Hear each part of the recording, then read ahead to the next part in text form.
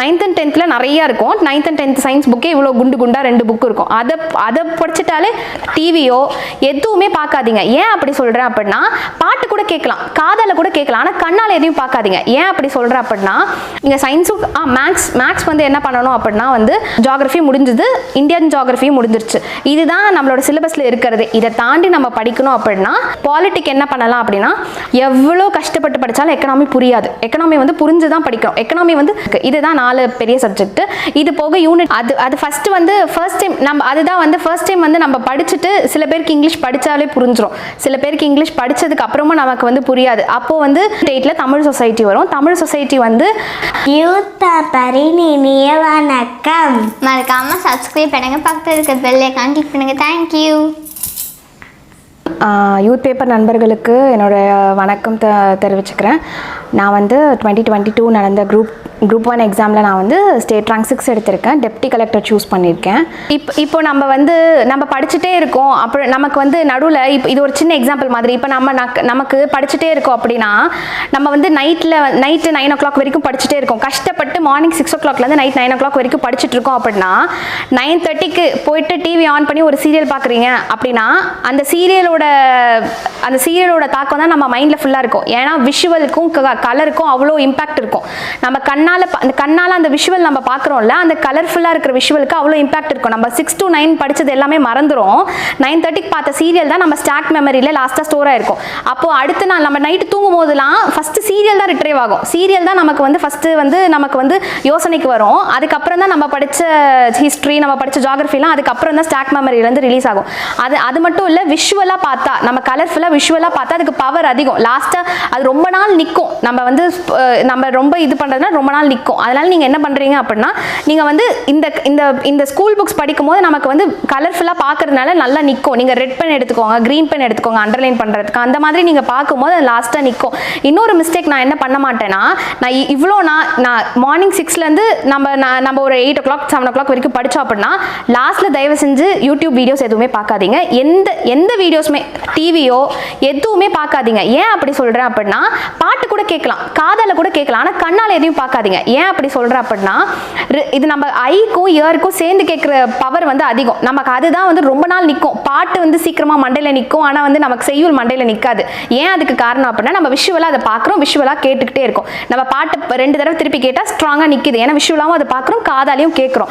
அதனால நம்ம வந்து லாஸ்ட்டாக சீரியல் பார்த்தாலோ, லாஸ்ட்டாக ஏதாவது பாட்டு விஷுவலாக பார்த்தாலோ அதுதான் நம்ம மைண்டில் ஸ்ட்ராங்காக பதிஞ்சிரும். இவ்வளோ நேரம் நம்ம கஷ்டப்பட்டு படித்தது எல்லாமே கொஞ்சம் வைப் அவுட் ஆன மாதிரி தான் இருக்கும். அதனால நீங்கள் எக்ஸாமுக்கு நீங்கள் இது கன்சிஸ்டண்ட்டாக ஃபாலோ பண்ணலனாலும், மெயின் எக்ஸாமுக்கு முன்னாடி நாள் நைட்டு இவ்வளோ கஷ்டப்பட்டு படிச்சுட்டு அந்த 8 o'clock மேலே நீங்கள் பண்ணுற தப்பெல்லாம் பண்ணாதீங்க. 8 o'clock மேலே நீங்கள் வந்து அமைதியாக நிம்மதியாக சாப்பிட்டுட்டு ஒன்று தூங்கிடுங்க, இல்லை உங்கள் ஃப்ரெண்ட்ஸ் கிட்ட கூட பேசலாம், இல்லை அம்மா அப்பா கிட்ட இந்த மாதிரி பாசிட்டிவாக ஏதாவது இருந்ததுன்னா பேசிட்டு தூங்கிடுங்க. அந்த நேரத்தில் பார்க்க வேணாம்.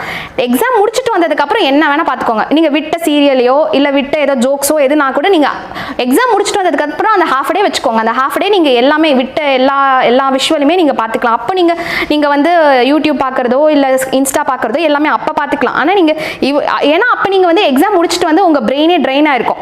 அப்போ நீங்கள் பார்த்து இதை ஸ்டோர் பண்ணிங்கன்னா அது வந்து பெருசாக வந்து உங்களை அஃபெக்ட் பண்ணாது. ஆனால் நீங்கள் இவ்வளோ நேரம் கஷ்டப்பட்டு படிச்சுட்டு ஷார்ப்பாக 9 o'clock சாப்பிடும் போது ஏதோ ஒரு டிவியை பார்த்துட்டு இருந்தீங்க அப்படின்னா, டிவியில் என்ன பார்த்தோமோ அதுதான் லாஸ்ட்டாக நமக்கு வந்து ஸ்டாக்கில் நிற்கும். அப்போ காலையில் நமக்கு வந்து அதனால தான் எக்ஸாம் எழுதிட்டு இருக்கும்போது நிறைய பேருக்கு வந்து சினிமா பாட்டு தான் ஃபஸ்ட்டு வரும். எது நம்ம முன்னாடி நாள் நைட்டு கேட்டோமோ அதுதான் ஃபஸ்ட்டு நமக்கு எழுதிட்டு இருக்கும்போது அந்த பாட்டு மனசுக்குள்ளே ஓடிட்டு இருக்கும். ஸோ அதனால் அந்த மாதிரி விஷயம்லாம் நம்ம வந்து அவாய்ட் பண்ணலாம். நம்ம கரெக்டாக அந்த எக்ஸாமுக்கு அந்த 3 days, மெயின்ஸ்க்கு 3 days இருந்ததுன்னா அந்த 3 days மட்டும் நைட்டு நம்ம வீடியோ பார்க்காம நம்ம வந்து இருக்கலாம். கொஞ்சம் கஷ்டப்படுத்தி கொஞ்சம் கண்ட்ரோல் பண்ணி அந்த 3 days வீடியோஸ் பார்க்காம அந்த மாதிரி இருக்கலாம். நம்ம டெஸ்ட் முடிச்சுட்டு வந்ததுக்கப்புறம் நம்ம எவ்வளோ வேணால் பார்த்துக்கலாம். அதுக்காக பார்க்கவே வேணாம்னு சொல்லலை. நமக்கு பிடிச்ச சீரியலோ எதுனாலுமே டெஸ்ட் முடிச்சுட்டு வந்ததுக்கப்புறம் பொறுமையாக பார்த்துக்கலாம். என்றைக்குமே நமக்கு வந்து எக்ஸாம் வெயிட் பண்ணாது. ஆனால் இந்த சீரியல்ஸ் எல்லாமே அப்படியே தான் இருக்கும். ஸோ நம்ம போயிட்டு வந்துட்டு கூட பார்த்துக்கலாம், அது ஒன்றும் ப்ராப்ளம் இருக்காது. அந்த மாதிரி நீங்கள் பண்ணிங்கனாலுமே நமக்கு வந்து விஷுவலுக்கும் காதில் கேட்குறதுக்கும் அவ்வளோ பவர் இருக்குது. நீங்கள் வந்து சப்போஸ் உங்களுக்கு ஒரு கான்செப்ட் புரியல அப்படின்னா நீங்கள் யூடியூப்பில் வீடியோ போய் பார்த்துட்டு இந்த மாதிரி சைக்ளோன் எனக்கு புரியல, சைக்ளோன் பற்றி நீங்கள் விஷுவலாக அப்போ நல்ல மண்டையில் நிற்கும். நீங்கள் அப்போ போயிட்டு யூடியூப்பில் போயிட்டு சைக்ளோன்னு டைப் பண்ணிவிட்டு சைக்ளோன் யூபிஎஸ்சின்னு போட்டு டைப் பண்ணிவிட்டு அப்போ அதை விஷுவலாக பார்த்தீங்கன்னா இன்னும் நல்லா பதியும். அது பண்ணலாம். ஆனால் நீங்கள் வந்து இந்த மாதிரி வேறு என்டர்டெயின்மெண்ட்காக எந்த பண்ணுற விஷயம் எதுவுமே வந்து அப்போ பண்ணாதீங்க. நீங்கள் டெஸ்ட் முடிச்சுட்டு வந்ததுக்கப்புறம் ஜாலியாக அதை பற்றி பண்ணிக்கோங்க. அது பற்றி இருக்காது. விஷுவலாக நல்ல கலர்ஃபுல்லாக விஷுவலாக படிக்கிற மாதிரி நீங்கள் வந்து எடுத்துக்கோங்க. ஜெராக்ஸ் எடுக்காமல் ஸ்கூல் புக்ஸ் வாங்கி படிங்க. 6th தான் நம்ம ஏன் ஆரம்பிக்கிறோன்னா, நம்ம வந்து நமக்கு வந்து ஒரு ஃப்ளோ இருக்கும். இப்போ 6th வந்து ஏன்ஷியன் ஹிஸ்ட்ரி நம்ம ஹிஸ்ட்ரி வந்து மாடர்ன் ஹிஸ்ட்ரி தான் உண்மையாகவே வெயிட்டேஜ், மாடர்ன் ஹிஸ்ட்ரி தான் வெயிட்டேஜ். ஆனால் ஏன்ஷியன் ஹிஸ்ட்ரி ஃபஸ்ட்டு நமக்கு வந்து புரிஞ்சுக்கணும். ஏன்ஷியன் ஹிஸ்ட்ரியில் நம்ம இந்தியா வந்து பாகிஸ்தானும் இந்தியாவும் சேர்ந்து தான் இருந்தது, எத்தனை பேர் உள்ளே வந்தாங்க, என்னென்ன ரிவர்ஸ் அதில் ஸ்ப்ளிட் ஆகுது, லேட்டர் வேதிக் பீரியட்னா என்ன, ஏர்லி வேதிக் பீரியட்னா என்னன்னு கொஞ்சம் ஃப்ளோ இருக்கும். அப்போ தான் இப்போ நம்ம ஸ்ட்ரெயிட்டாக எடுத்துகிட்டு போயிட்டு நம்ம போயிட்டு அதை போயிட்டு ஸ்ட்ரெயிட்டாக நம்ம போயிட்டு பண்ணுறதுக்கும் ஒரு ஃப்ளோ. இப்போ எப்படி சொல்கிறது, இப்போ பாகுபலி பார்ட் 2 ஸ்ட்ரெயிட்டாக போய் பார்த்த மாதிரி இருக்கக்கூடாது. பார்ட் 1 பார்த்துட்டு பார்ட் 2 பார்த்தா தானே நமக்கு அழகாக புரியும். அதே மாதிரி நமக்கு வந்து ஏன்ஷியன் ஹிஸ்ட்ரி, மிடிவல் ஹிஸ்ட்ரி பார்த்துட்டு அதுக்கப்புறம் நம்ம மாடர்ன் ஹிஸ்ட்ரி நம்ம அடிக்கடி ரிவைஸ் பண்ண வேணாம். ஆனால் ஃப்ளோ இருக்கணும்ல, அந்த ஃப்ளோக்காகவாது ஏன்ஷியன் ஹிஸ்ட்ரி ஒரு ரீடு விடுங்க, மிடிவல் ஹிஸ்ட்ரி ஒரு ரீடு விடுங்க. அதுக்கப்புறம் இந்த ஆர்டரில் தான் வராங்க. ஃபஸ்ட்டு யார் மொகல் எம்பரர் வராங்க, டெல்லி சுல்தானேட் ஃபஸ்ட்டு வராங்க. அந்த ஆர்டராவது நமக்கு தெரியணும். ஏன்னா ஹிஸ்ட்ரியே ஒரு குரோனாலஜிக்கல் ஆர்டர் தான். இந்த வருஷத்தில் இது நடந்தது, இந்த வருஷத்தில் இது நடந்தது, இந்த வருஷத்தில் இது நடந்தது. அந்த நம்ம வந்து ஹிஸ்ட்ரி டாப் டு பாட்டம் கரெக்டாக 20 மினிட்ஸில் நம்மளால சொல்ல தெரியணும். ஏன்ஷியனில் லேட்டர் வேதிக் பீரியட்னா அந்த பீரியட் என்ன, இது ஏர்லி வேதிக் பீரியட்னா அந்த பீரியட் என்ன, அதுலேருந்து தொடங்கி லாஸ்ட்டாக 1947 முடிகிற வரைக்கும் என்னென்னு கொஹரண்ட்டாக நம்ம குரோனாலஜிக்கல் ஆர்டராக சொல்ல முடிஞ்சால் நம்ம history we are done with history. Ancient ஹிஸ்ட்ரியில் இந்த குரோனாலஜிக்கல் ஆர்டர் என்னென்ன நடக்குது, அதுக்கப்புறம் மிடிவல் ஹிஸ்ட்ரியில் யார் வரா, அதுக்கப்புறம் ஏன்ஷியன் ஹிஸ்ட்ரி இது மாடர்ன் ஹிஸ்ட்ரியில் யார் வரா. இந்த குரோனாலஜிக்கல் ஆர்டரை நம்ம மனப்பாடம் பண்ணிட்டாலே history we are done, almost we are done. அது போக என்னென்ன கொஷின்ஸ் படிக்கணும்னா, அந்த இப்போ சோலா பீரியடில் சோலாஸில் யார் ஃபர்ஸ்ட் எம்பரர், அவங்களோட சிக்னிஃபிகன்ஸ் என்ன, அவங்களுக்கு ஒரு எக்ஸ்ட்ரா அடிஷ்னலாக ஒரு பேர் இருக்கும். அப்புறம் அவங்க ஏதாவது டெம்பிள் கட்டினாங்களா, ஆர்கிடெக்சர் சைடில் அதை பார்க்கணும். அதே மாதிரி கொஞ்சம் எல்லாமே உட்காந்து படிச்சுட்டு இருக்கணும்னு அவசியம் இல்லை. ஆனால் ஒரு சோலாவில் ஒரு பெரிய ராஜராஜ சோலா ரொம்ப சிக்னிஃபிகன்ட் ரூலர், அவரை பற்றி படிக்கலாம். அந்த மாதிரி நம்ம படிக்கணும். அதனால தான் 6th 10th வரைக்கும் வரணும். ஏன்னா 6th தான் நமக்கு ஏன்ஷியன் ஹிஸ்ட்ரி அந்த ஃப்ளோக்காகவாது 6th 10th வரை. ஆனால் 8th தான் ரொம்ப வெயிட்டேஜ், 8th 9th தான் ரொம்ப வெயிட்டேஜ். ஆனால் 6th 7th வந்து அந்த ஃப்ளோக்காக நம்ம படிக்கணும். இது வந்து ஹிஸ்ட்ரிக்கு. ஜியாகிரபிக்கு நம்ம எப்படி படிக்கணும்னா 11th and 12th எல்லாமே கவர் ஆயிருக்கும். 10th புக் வால்யூம் 1 வால்யூம் 2 எங்களுக்கு இருந்தது. இப்போ கன்சிஸ்டாக ஒரே புக்காகவே கிடைக்குது. இப்போ 10th சோஷியல் சயின்ஸில் ஜியாகிரபி இருக்கும். அந்த எங்களுக்கு வந்து 7 சாப்டர் இருந்தது. இப்போ எத்தனை சாப்டர் இருக்குன்னு தெரியல. 5 சாப்டர் வால்யூம் 1, 2 சாப்டர்ஸ் வந்து வால்யூம் 2 இருக்கும். இந்த ரெண்டும் சேர்த்து 7 சாப்டர். இதை ஃபுல்லாக பண்ணாலே தமிழ்நாடு ஜியாகிரபி முடிஞ்சது, இந்தியன் ஜியாகிரபியும் முடிஞ்சிருச்சு. இதுதான் நம்மளோட சிலபஸில் இருக்கிறது. இதை தாண்டி நம்ம படிக்கணும் அப்படின்னா நம்ம வந்து 12th ஜியாகிரபி யூனிட் 2வும் யூனிட் 5வும் படிக்கணும். யூனிட் 5ல வந்து நமக்கு வந்து ட்ரைப்ஸ் பற்றி இருக்கும். யூனிட் 2 வந்து நம்ம எக்ஸ்ட்ரா அடிஷ்னலாக படிச்சுக்கணும். இதெல்லாம் படித்தா ப்ரிலிம்ஸ்க்கு இது போதும். மெயின்ஸ்க்கு வந்து 12th புக் கொஞ்சம் ஃபுல்லாக படிக்கிற மாதிரி இருக்கும். 12th ஜியாகிரபி இது போக 12th ஜியாகிரபி ஃபுல்லாக படிக்கிற மாதிரி இருக்கும். இதுதான் வந்து ஜியாகிரபிக்கு இருக்கிறது. ஹிஸ்ட்ரி ஆல்ரெடி குரோனாலஜிக்கல் ஆர்டர் நம்ம என்றைக்குமே மறக்கக்கூடாது. ஃபஸ்ட்டு நம்ம எடுத்த உடனே சோலாஸ் எப்போ வராங்கன்னா நம்ம ஃபஸ்ட்டு நம்ம மைண்டு போகிறது அந்த குரோனாலஜிக்கல் ஆர்டருக்கு தான் ஃபஸ்ட்டு போகணும். அதுக்கப்புறம் இந்த சோலாஸோட சிக்னிஃபிகன்ஸ் பார்க்கணும். இது வந்து இதுக்கு பாலிட்டிக் என்ன பண்ணலாம் அப்படின்னா, பாலிட்டிக்காக அந்த ஆர்டிக்கல் கோஹரன்ஸ்லேயே நம்ம போகணும். எப்படி ஹிஸ்ட்ரிக்கு இயர் வச்சு நம்ம போகணும் அப்படின்னமோ அதே மாதிரி பாலிட்டிக் வந்து அந்த ஆர்டிக்கல் வழியாகவே போகணும். ஆர்டிக்கல் 1 என்ன சொல்லுது, ஆர்டிக்கல் 2 என்ன சொல்லுது. ஆர்டிக்கல் கண்டிப்பாக மனப்பாடம் பண்ணி தான் ஆகணும். ஏன் அப்படி மனப்பாடம் பண்ணி ஆகணும்னு நான் சொல்கிறேன் அப்படின்னா, நீங்கள் அதை மெயின்ஸில் ஹைலைட் பண்ணி காட்டலாம். மெயின்ஸில் ஹைலைட் பண்ணி காட்டுறதுக்கு நம்ம ஆர்டிக்கல் யூஸ் பண்ணிக்கலாம். ஸோ ஆர்டிக்கல் கண்டிப்பாக மனப்பாடம் பண்ணி தான் ஆகணும். நம்ம வந்து அதான் நம்ம இது 2 tables ஃபிங்கர் டிப்ஸில் தெரியும். ஏன் நமக்கு 2 tables ஃபிங்கர் டிப்ஸில் தெரியுதுன்னா, பல தடவை சொல்லியிருப்போம், பல இடத்துல சொல்லியிருப்போம். அதே மாதிரி ஆர்டிக்கல் பல பேர்கிட்ட சொல்லி காட்டுங்க, பல தடவை பார்த்துட்டே இருங்க. கண்டிப்பாக 2 tables விட ஸ்ட்ராங்காக ஆர்டிக்கல் மண்டையில் நின்றுடும். அப்போ பாலிட்டி வந்து ஆர்டிக்கல் வைஸாக போகணும். ஆர்டிக்கலில் வந்து என்னென்ன அந்த ஆர்டிக்கல் என்னென்ன சிக்னிஃபிகன்ஸ் அது கோஹரண்ட்டாக படித்தா போதும். இப்போ பிரசிடென்ட்னா அதுக்கு என்ன ஆர்டிக்கல், அதோட சிக்னிஃபிகன்ஸ் பார்த்துட்டா பாலிட்டி வந்து ஆர்டிக்கல் வைஸாகவே போகிறது வந்து நல்லது. இது வந்து ஹிஸ்ட்ரி, ஜியாகிரபி, பாலிட்டி. எக்கனாமிக் வந்து கண்டிப்பாக நமக்கு வந்து எக்கனாமிக் வந்து கைடன்ஸ் கண்டிப்பாக தேவை. எக்கனாமி நம்ம எப்பயுமே ஒதுக்கப்பட்ட சப்ஜெக்ட் மாதிரி எக்கனாமி வச்சிருக்கோம். ஆனால் எக்கனாமி அவ்வளோ அழகாக இருக்கும். நம்ம எக்கனாமி புரிஞ்சுக்கிட்டோன்னா நம்ம டே டு டே லைஃப்க்கு அவ்வளோ ஈஸியாக இருக்கும். நம்ம டே டு டே மணி ஹேண்டிலிங்கு எவ்வளோ கரெக்டாக இப்போ நம்ம கொடுக்கறதுலேருந்து எல்லாமே அவ்வளோ அழகாக புரியும் எக்கனாமி படித்தோம் அப்படின்னா.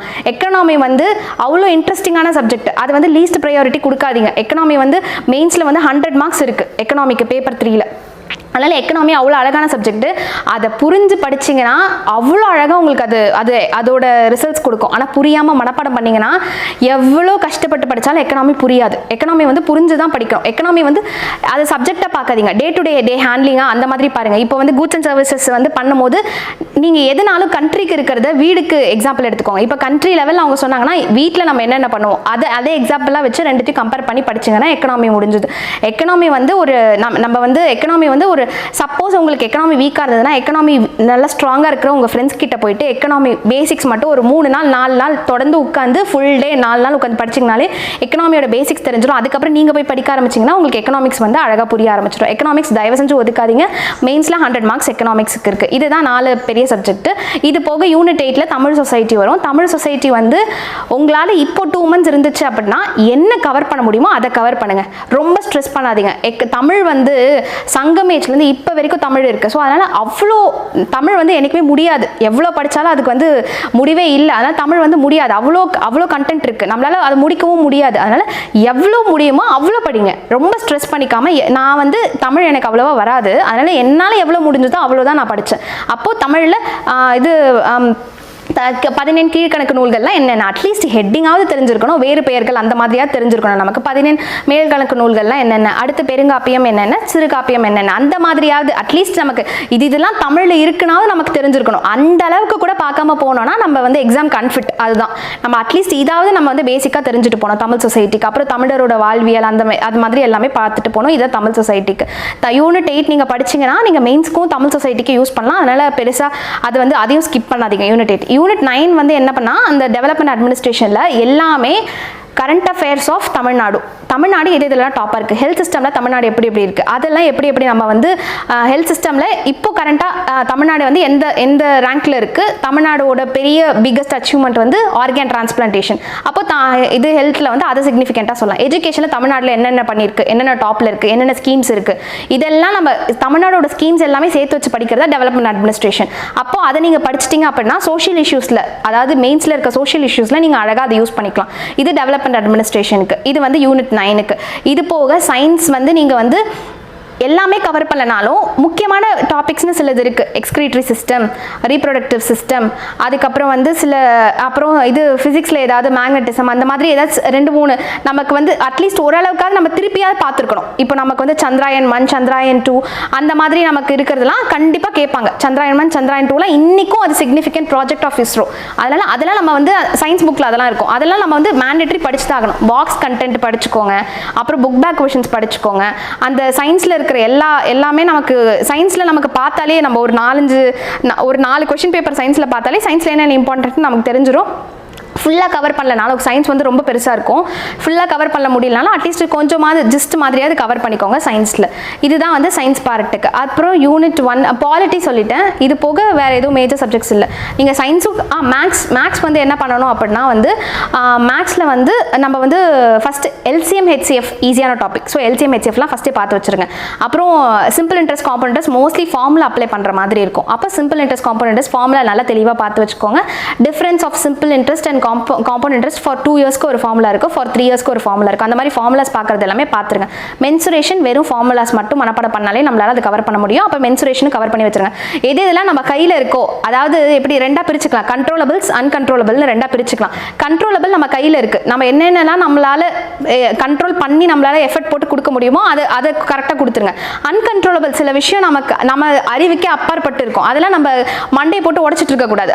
அது வந்து நம்ம வந்து ஆன் த கோல முடிஞ்சா ஃபேஸ் பண்ணிக்குவோம். லக் இருந்தால் மார்க் வரட்டும், இல்லைனா கண்ட்ரோலபிளை வச்சு தான் அதை வந்து பார்க்கணும். அந்த நமக்கு வந்து இதில் எலக்ட்ரானிக் சப்ஜெக்ட்ஸ்லேயே அந்த மாதிரி இருக்கும். கண்ட்ரோலபிள் விஷயம் மட்டும்தான் நம்ம கையில் இருக்குது. அன்கண்ட்ரோலபிள் ரிசல்ட் வந்து அன்கண்ட்ரோலபிள்.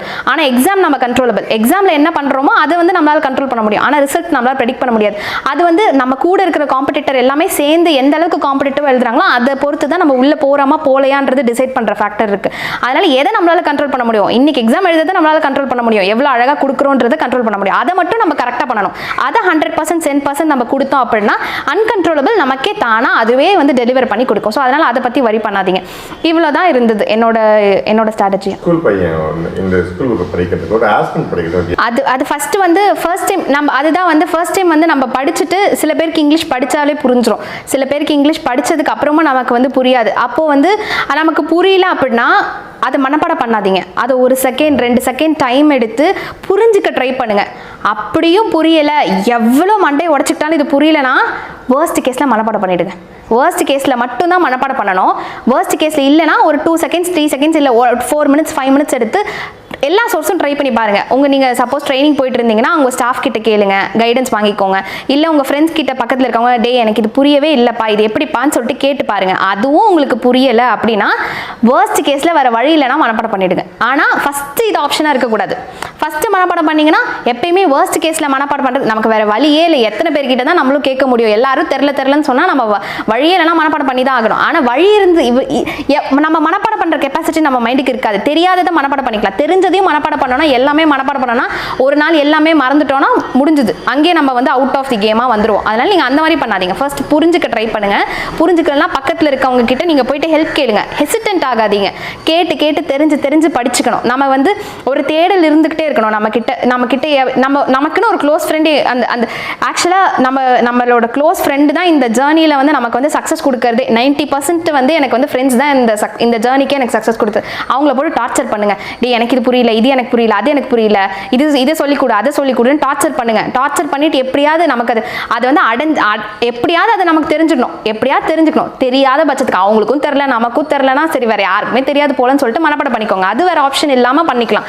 ஆனால் ரொம்ப எஃபர்ட் போட்டு எதுவுமே தெரியலனா மனப்பாடம் பண்ணிக்கோங்க. ஆனால் எஃபர்ட் போட்டு ஓரளவுக்கு புரிஞ்சுக்கிற மாதிரி இருந்ததுன்னா தயவு செஞ்சு புரிஞ்சு படிங்க. எக்கனாமிக்ஸ்லாம் தயவு செஞ்சு புரிஞ்சு படிங்க. ஏன்னா புரிஞ்சு படித்தா மட்டும்தான் அந்த சப்ஜெக்ட் ரொம்ப அழகான சப்ஜெக்ட். அந்த சப்ஜெக்ட் வந்து நீங்கள் வந்து ஒதுக்காதீங்க. நீங்கள் போயிட்டு அதுக்கு எப்படி நமக்கு பாலிட்டியை ரொம்ப முன்னாடிலாம் படிச்சிருக்க மாட்டோம், இப்போ கஷ்டப்பட்டு படிக்கிறோம்ல, அதே மாதிரி எக்கனாமியும் ஒரு ஸ்ட்ரகிள் எடுத்து ஒரு எஃபர்ட் போட்டு நான் அட்டென்ட் பண்ணும்போதெல்லாம் பாலிட்டி கிளாஸ்க்கு நிறைய பேர் வருவாங்க, எக்கனாமிக் கிளாஸ்க்கு வரவே மாட்டாங்க. அதை மாதிரிலாம் பண்ணிடாதீங்க. எக்கனாமி வந்து அது பாலிட்டி வந்து நம்மளை சுற்றி என்னென்னலாம் நடக்குது, இது பார்லிமெண்ட் என்னென்ன நடக்குது எல்லாமே பார்த்துக்குறோம். ஆனால் எக்கனாமி வந்து உங்களோட டே டு டே லைஃப், இன்றைக்கி நான் 100 ரூபீஸ் செலவு பண்ணுறதுக்கும் நாளைக்கு 100 ரூபீஸ் செலவு பண்ணுறதுக்குமே வித்தியாசம் இருக்குது. ஏன்னா இன்ஃப்ளேஷன் ரேட் இருக்குது. அதனால் அது எல்லாமே நம்மளால் கற்றுக்கிறதுக்கு அந்த எக்கனாமி தான் அவ்வளோ உதவும். அது வந்து டே டு டே லைஃப்பில் நம்ம எப்படி மணி ஹேண்டில் பண்ணுறோம், நம்ம எவ்வளோ சேவிங்ஸ், நமக்கு எவ்வளோ இம்பார்ட்டன்ஸ், எல்லாமே நமக்கு இன்வெஸ்ட்மெண்ட் எவ்வளோ இம்பார்ட்டன்ஸ், அதை ப்ரொடக்டிவாக எங்கே இன்வெஸ்ட் பண்ணலாம், எதில் இன்வெஸ்ட் பண்ணலாம், எல்லாமே வந்து எக்கனாமி நமக்கு சொல்லிக் கொடுக்கும். அதனால் எக்கனாமியை வந்து ஹெசிடென்ட்டாக, எக்கனாமி அவ்வளோ அழகான சப்ஜெக்ட், எனக்கு எக்கனாமி ரொம்ப ரொம்ப பிடிக்கும். ஆனால் நீங்கள் வந்து அது நான் எக்கனாமிக்கு ரொம்ப இம்பார்ட்டன்ஸ் கொடுப்பேன். ஆனால் நீங்கள் வந்து எதுக்குமே வந்து ஒதுக்காதீங்க. இது எனக்கு சயின்ஸ் வராதுன்னா ஒதுக்காதீங்கன்னா சயின்ஸ் அண்ட் டெக்ல அடி வாங்கிடுவீங்க. மெயின்ஸில் சயின்ஸ் அண்ட் டெக்ல அடி வாங்குவீங்க. அது ஒதுக்காதீங்க. அதை பற்றின பேசிக் information 6th standard book 7th standard book தானே நம்ம படிக்கிறோம். அது நம்ம புரிஞ்சுக்க ட்ரை பண்ணலாமே. 10th புக் வரைக்கும் நம்ம புரிஞ்சுக்க ட்ரை பண்ணலாம். 11th 12th புக் புரிஞ்சுக்கலன்னா பரவாயில்ல. அது வந்து ஸ்பெஷலைசேஷன் கோர்ஸ் தான் 11th 12th. ஸோ அது புரியலாம் விட்டுறலாம். ஆனால் 10th வரைக்குமே நம்மளால படிக்க முடியுமே. 10th வரைக்கும் நம்ம நல்ல மார்க் தானே எடுக்கிறோம். அப்போ 10th வரைக்கும் நம்ம புரிஞ்சுக்கிறதுக்கு ட்ரை பண்ணலாம். 10th வரைக்கும் புரிஞ்சுக்கிட்டாலே போதும். 11th 12th கூட ரொம்ப எம்பசைஸ் பண்ணி சயின்ஸ் படிக்க வேணாம். 10th வரைக்கும் நம்ம புரிஞ்சுக்கிட்டு 9th and 10th நிறைய இருக்கும். 9th and 10th சயின்ஸ் புக்கே இவ்வளோ குண்டா 2 புக் இருக்கும். அதை படிச்சுட்டாலே சயின்ஸில் வர எல்லா கொஷின்ஸ்க்கும் புரிஞ்சுட்டு படிச்சிங்கன்னா எலிமினேட் பண்ணியாவது உங்களால் ஆன்சர் பண்ண முடியும். அதுதான் வந்து ஸ்ட்ராட்டஜி. இல்லை மெட்டீரியலில் வந்து 100% கவர் பண்ணியிருப்பாங்களான்னு தெரியாது. எங்கே போனாலுமே யாராலுமே 100% கவர் பண்ண முடியாது. ஆனால் இப்போ வந்து நம்ம வந்து எல்லாருமே போகிற மாதிரி நம்மளும் படிச்சிட்டோன்னா எல்லாருக்குமே தெரியாதது நமக்கு தெரியாது. ஆனால் நம்ம ஒரே இன்ஸ்டியூட் மெட்டீரியல் எடுத்து படிச்சுட்டே இருந்தோம்னா அந்த இன்ஸ்டியூட் மெட்டீரியல்லேருந்து 100 கொஷின்ஸ் வந்தால் நம்ம 100 கொஷின்ஸ் போட்டுருவோம். சப்போஸ் 100 கொஷின்ஸ் வரலனா என்ன பண்ணுறது? அந்த இன்ஸ்டியூட் மெட்டீரியலில் படிக்காமல் ஸ்கூல் புக் படித்தவங்களால அந்த 100 கொஷின்ஸ் போட முடிஞ்சா அப்போ நம்ம ட்ராபேக் ஆகிடுவோம். ஸோ அந்த மாதிரி இல்லாமல் எல்லாரும் என்ன பண்ணுறாங்கன்னு பாருங்கள். எல்லாரும் மோஸ்ட்லி ஸ்கூல் புக்ஸ் தான் படிச்சிருப்பாங்க. அப்போ எல்லாருக்கும் அந்த கொஷின் கஷ்டமாக இருந்தால் நமக்கும் அது கஷ்டமாக இருக்கும். அந்த மாதிரி இருக்கிறனால தான் ஸ்கூல் புக்ஸ் படிங்க அப்படின்னு சொல்கிறேன். ஏன்னா எல்லாருமே அதான் ஸ்ட்ராட்டஜி ஃபாலோ பண்ணுறாங்க. ஏன்னா அவங்க கூட தான் நம்ம கம்பீட் பண்ணுறோம். நம்ம வந்து டீச்சர் கூடயோ ஸ்டூடெண்ட் கூடயோ கம்பீட் பண்ணலை. அதனால் எல்லாருமே என்ன பண்ணுறாங்களோ அதை நம்ம பண்ணணும். அதில் கொஞ்சம் எக்ஸ்ட்ரா எஃபர்ட் போடணும். எக்ஸ்ட்ரா எஃபர்ட் போட்டிங்கன்னா உள்ளே போயிடுவீங்க. அவ்வளோதான்.